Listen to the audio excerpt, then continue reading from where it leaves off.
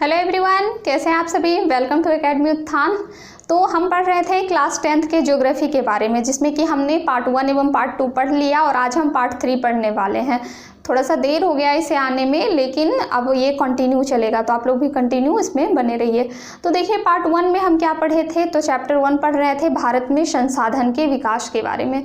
तो हमने पार्ट 1 और 2 में पढ़ा कि संसाधन होते क्या हैं, इसके बारे में अनेक जो कह लीजिए वैज्ञानिक जो थे उनका क्या क्या कथन था, और इसके अलावा संसाधन को कितने भागों में बांटा गया, इसका उपयोग किस प्रकार से होता है, ये कहाँ कहाँ अवस्थित है, ये सारी चीज़ें हम पार्ट 1-2 में देख लिए थे और हमारा मैक्सिमम पार्ट समझिए कंप्लीट हो गया। आज पार्ट 3 में हम थोड़ी बहुत ऐसी चीज़ें पढ़ेंगे जिससे हमारा ज़्यादा से ज़्यादा ऑब्जेक्टिव निकल कर आएगा और इसे चीज़ों को हम समझते हैं। तो देखिए, हमें क्या पढ़ना है आज, तो संसाधन नियोजन के बारे में पढ़ना है। तो संसाधन नियोजन आखिर क्या होता है, तो संसाधन नियोजन का मतलब होता है कि संसाधन का एक तरह से आप कह लीजिए संरक्षण। संसाधन नियोजन का मतलब होता है कि संसाधन का विवेकपूर्ण उपयोग, यानी संसाधन को बर्बाद नहीं करना है, उसे कैसे यूज करना है, तो बहुत ही समझदारी के साथ।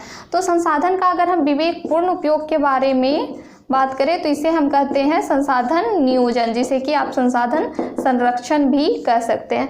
तो देखिए, इसको लेकर विभिन्न जो हमारे कह लीजिए सामाजिक वर्ग के लोग थे, जिन्होंने कि समाज के बारे में अच्छी चीज़ें सोची, तो उन्होंने अलग अलग कथन कहा। जैसे कि महात्मा गांधी के बारे में अगर बात की जाए तो महात्मा गांधी के द्वारा कहा गया था कि संसाधन हमारे लिए बहुत ही ज़्यादा उपयोगी है। अगर हम संसाधन का दोहन करेंगे, उसका विवेकपूर्ण उपयोग नहीं करेंगे, तो एक दिन ये संसाधन खत्म हो जाएंगे। जिसमें कि इन्होंने कहा था कि संसाधन पेट भरने के लिए होता है, पेटी भरने के लिए नहीं होता। यानी कि हम संसाधन का उतना उपयोग करें जितना हमें जरूरी है, ये नहीं कि बहुत ज़्यादा उपयोग कर लें और फिर दूसरों के पास कुछ नहीं बचे। तो महात्मा गांधी एक प्रमुख थे जो कि इनके बारे में कहे। फिर देखिए, अगर इसी की बात करें कि संसाधन के संरक्षण के लिए, तो कई सामाजिक लोगों ने अलग अलग कदम उठाए। जैसे कि आपने चिपको आंदोलन के बारे में सुना हुआ, ये क्या था, तो ये पेड़ों की कटाई से रिलेटेड था। ये किससे रिलेटेड था, तो पेड़ों की कटाई से।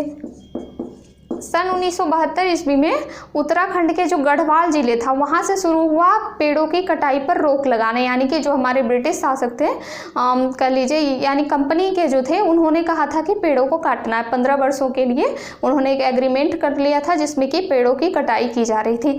तभी जो एक नेता, चिपको आंदोलन के प्रणेता आप इन्हें कह सकते हैं, तो सुंदरलाल बहुगुणा द्वारा पेड़ों की कटाई पर रोक लगाने के लिए एक अभियान चलाया गया, जिसमें क्या करते थे कि ये लोगों को जागरूक किए कि अगर हम पेड़ को काट देंगे तो हमारा जीवन संकट में पड़ जाएगा। तो लोग क्या करते थे कि पेड़ों को चारों ओर से पकड़ लेते थे, उसमें चिपक जाते थे, इसीलिए चिपको आंदोलन कहा गया। तो जो पेड़ों को पकड़ लेते थे, तो इस प्रकार से लोग नहीं काट पाते थे। इसमें कईयों की मौत भी हो गई, क्योंकि पेड़ को काटने के लिए लोगों को भी काट दिया गया था। तो इस तरह से इनके द्वारा एक बहुत ही अच्छा कदम उठाया गया था पेड़ों के संरक्षण के लिए, और अंत में सरकार को ये कदम पीछे भी लेना पड़ा कि पेड़ों की कटाई को रोकना पड़ा। तो इस तरह से इनका ये काम सफल हो गया। तो ये पेड़ क्या होते हैं, हमारे संसाधन होते हैं। तो इन्होंने जो काम किया, ये संसाधन के संरक्षण के लिए किया। तो इस तरह से चिपको आंदोलन एक प्रमुख कह लीजिए इसका उदाहरण है संसाधन के संरक्षण के लिए।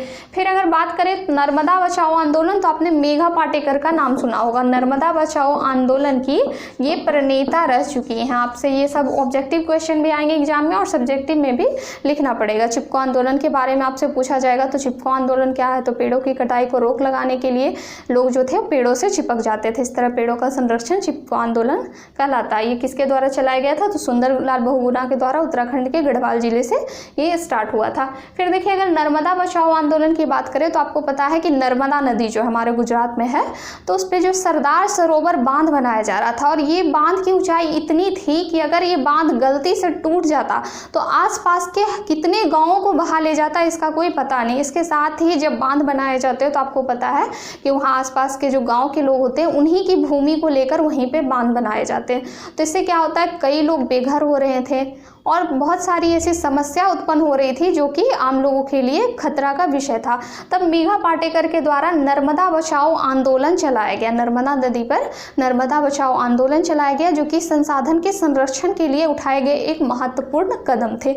तो ये सब कुछ थे संसाधन के संरक्षण के लिए। फिर देखिए, एक रॉबर्स इकोनॉमी शब्द का इसमें यूज किया गया, यानी डाकुओं की अर्थव्यवस्था। तो ये रॉबर्स इकोनॉमी क्या है, तो इसका साफ साफ मतलब है कि संसाधन का एकदम बहुत ज़्यादा ही अविवेकपूर्ण अपूर्ण उपयोग, संसाधन का अविवेकपूर्ण दोहन, एकदम कुछ नहीं सोचना, हमें बस करते जाना, सारा उपयोग कर लेना, हम अकेले ही सारा भर लें, तो यही चीज़ें होती हैं रॉबर्ट्स इकोनॉमी।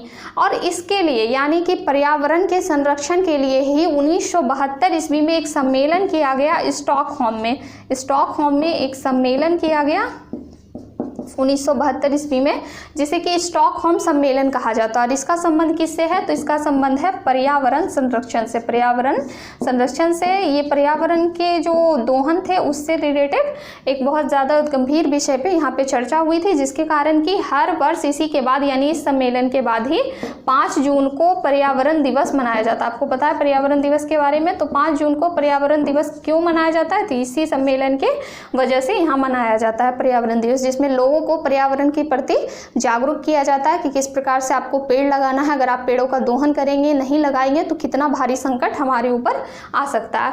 फिर देखिए इसमें एक शब्द यूज हुआ है सतत विकास। आखिर ये सतत विकास क्या है? सस्टेनेबल डेवलपमेंट जिसे आप कह सकते हैं। तो सतत विकास का साफ यहाँ पे एक शब्दों में समझेंगे इसे कि संसाधन प्रकृति प्रदत्त वस्तुएं। संसाधन कैसी है? तो प्रकृति प्रदत्त वस्तुएं। इसका मतलब है कि हमें अगर प्रकृति दे रही है, हम जो चीजें ले रहे हैं वो हम अपने आने वाली पीढ़ी को देंगे। जैसा कि आप सीरियल्स वगैरह देखते होंगे या मूवीज में, तो क्या कहा जाता है कि खानदानी कंगन ये हम अपनी बहू को दे रहे हैं, आगे ये अपनी बहू को देंगे। और कोई होता है कि खुद भी रख लेता है। तो वही चीज़ है, वही नहीं करनी है, आप प्रैक्टिकली तौर पे समझिएगा।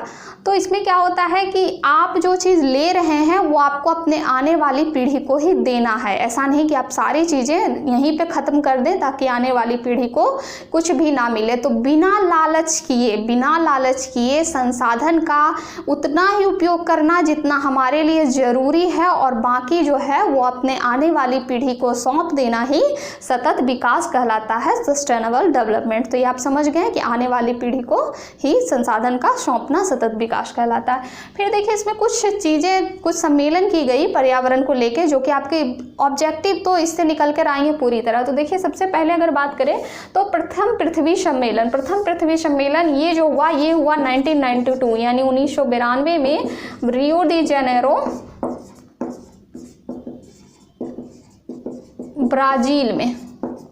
ब्राज़ील में एक सम्मेलन बुलाया गया, जिसमें कि 178 देशों के प्रतिनिधियों ने भाग लिया। ये कब हुआ? तो 1992 में रियो डी जेनेरो ब्राज़ील में। और इसमें कुछ महत्वपूर्ण विषयों पे चर्चा किए गए, जैसे कि ग्लोबल वार्मिंग को लेके जो समस्या थी उस पर। ग्लोबल वार्मिंग का मतलब क्या होता है? ग्लोबल वार्मिंग का मतलब होता है कि सूर्य की जो रोशनी हमारी पृथ्वी तक आती है, सूर्य की रोशनी हमारी पृथ्वी तक आती है, और सुबह के समय, दिन भर के समय और आती है ये रोशनी, और शाम में क्या होता है कि ये गर्मी वापस अंतरिक्ष में लौटती है, जिसके कारण कि कुछ गैसें ऐसे होती है हमारी पृथ्वी पे, कार्बन डाइऑक्साइड जिसे कह लीजिए आप, क्लोरोफ्लोरोकार्बन।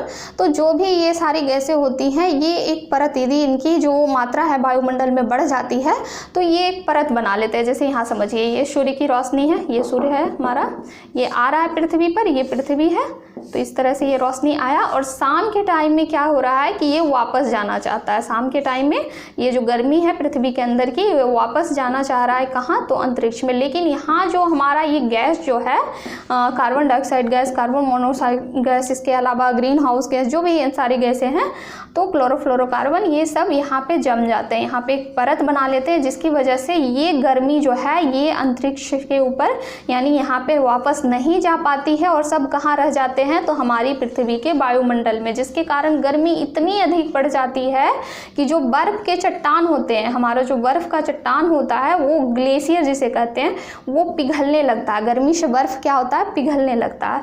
तो इसी पिघलने के क्रम में जो ग्लेशियर पिघलता है, इसे हम कहते हैं ग्लोबल वार्मिंग। ये एक बहुत बड़ी समस्या है हमारे लिए। तो इसीलिए क्या किया गया कि सम्मेलन बुलाया गया, प्रथम पृथ्वी सम्मेलन, जिसमें कि ग्लोबल वार्मिंग, वन संरक्षण और जैव विविधता, इन सब पे चर्चा किया गया और इन सब के संरक्षण के लिए उपाय खोजे गए। तो ये था प्रथम पृथ्वी सम्मेलन। फिर देखिए इसी में एक बात की गई UNCED के द्वारा, यानी कि यूनाइटेड नेशन जो हमारा एनवायरनमेंट एंड डेवलपमेंट था, तो उनके द्वारा एक बात की गई जिसमें कि 800 पृष्ठ का एक घोषणा पत्र था, जिसमें पर्यावरण से रिलेटेड चीजें थी। तो उन पृष्ठों पे इन सब के द्वारा हस्ताक्षर किया गया, जिसे कि एजेंडा 21 कहा गया, और इसके तहत ही विश्व मुद्रा कोष की स्थापना की गई। यानी कि पर्यावरण संरक्षण के लिए जो भी पैसे खर्च होंगे वो सारे देश मिल के देंगे, विश्व मुद्रा कोष में सारे देश मिलकर जमा करेंगे। यही जो एजेंडा 21 था, इसमें 800 पृष्ठीय जो घोषणा पत्र था, इस पे सभी देशों ने हस्ताक्षर किया। फिर देखिए इसी के जस्ट 5 साल बाद यानी प्रथम पृथ्वी सम्मेलन के जस्ट 5 साल बाद 1997 में न्यूयॉर्क में द्वितीय पृथ्वी सम्मेलन हुआ। 1997 में न्यूयॉर्क में द्वितीय पृथ्वी सम्मेलन हुआ और इसे +5 सम्मेलन भी कहा जाता है। तो आप इसे ध्यान में रखेंगे, +5 सम्मेलन, द्वितीय पृथ्वी सम्मेलन को कहा जाता है। 1997 में हुआ न्यूयॉर्क में। फिर देखिए ग्लोबल वार्मिंग से निपटने के लिए एक अलग से सम्मेलन बुलाया गया। ये सब तो सम्मिलित रूप से था, लेकिन ग्लोबल वार्मिंग जब बहुत ज़्यादा समस्या का विषय बन गया तो एक अलग से सम्मेलन बुलाया गया, जिसे कि हम कहते हैं क्योटो प्रोटोकॉल, इसे कहा जाता है क्योटो प्रोटोकॉल। ये दिसंबर 1997 में बुलाया गया था ये सम्मेलन क्योटो प्रोटोकॉल के लिए। फिर देखिए जो तृतीय पृथ्वी सम्मेलन है ये कब बुलाया गया, तो ये बुलाया गया था 2002 ईस्वी में, यानी इसके जस्ट 5 साल बाद। ये पृथ्वी सम्मेलन 5 साल के अंतराल पे हुआ, पहले 1992, फिर 1997, फिर 2002 में। सबसे पहला रियो डी जेनेरो ब्राजील में, दूसरा न्यूयॉर्क में और तीसरा जो हुआ वो हुआ जोहान्सबर्ग में। तो ये तीनों आपको ध्यान में रखना है। इसके अलावा क्योटो प्रोटोकॉल और कार्यक्रम 21 यानी एजेंडा 21, ये सारी चीज़ें आपको ध्यान में रखनी है। तो आज जो आपका ये चैप्टर था संसाधन से रिलेटेड, वो सारी चीज़ें मैंने आपको करा दिया है। तो ज्योग्राफी का आपका ये चैप्टर 1 कंप्लीट हो चुका है। उसके बाद हम आगे बढ़ेंगे, जो भी इसके ऑब्जेक्टिव्स होंगे और फिर आगे के जो चैप्टर होंगे वो सब हम पढ़ने वाले हैं। तो अगर आपको अच्छा लगा हो तो चैनल को सब्सक्राइब जरूर कर दीजिएगा, बेल आइकन को प्रेस कर दीजिएगा और साथ ही अपने दोस्तों को भी जरूर शेयर कीजिएगा और कमेंट करके जरूर बताइएगा कि आपको कैसा लगा। तो आज के लिए इतना है, फिर हम कल पढ़ेंगे। चलिए, जय हिंद, धन्यवाद।